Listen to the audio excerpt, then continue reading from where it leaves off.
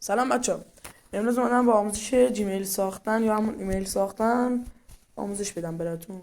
خب اول که بگم دکمه سابسکرایب را لطفا یک کلیک بزنید روش و زنگوله بغلش هم بزنید. بریم سراغ آموزش.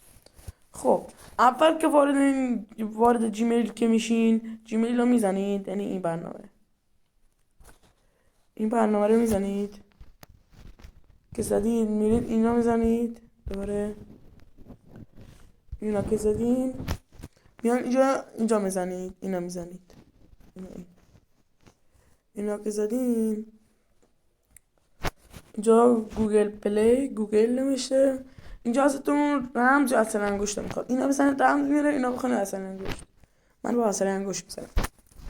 خب حالا اینجا اومد، اینجا ما گزینه اولی ها نمیخوام، اینا نمیخوایم، اینا میخوام، اینا میزنیم، اولی ها میزنیم.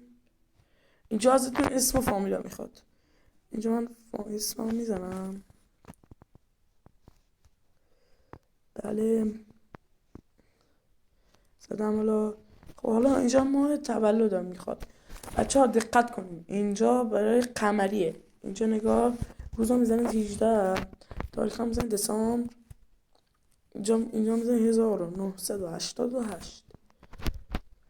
بچه‌م اینجا مذکر مؤنث ترجیح میدم نگویم، نکست میزنید. اینجا ایمیل دلخواه خودتون رو میسازید. اینجا ایمیل های من آورده، اینا میزنم. اینجا این هر ایمیل خواستم میتونم بزنم، مثلا میزنم اینا الان زدم. نکست که میزنم، اینجا پسوردتون رو میخواد. برای که پسورد یادتونه یا از عکس از گوشی بگیرید یا اینکه یه جایی یادداشت کنید. خیلی من حالا نمیخوام ایمیل بسازم، کارش ندارم. خیلی ممنون و متشکر. خدا نگهدار.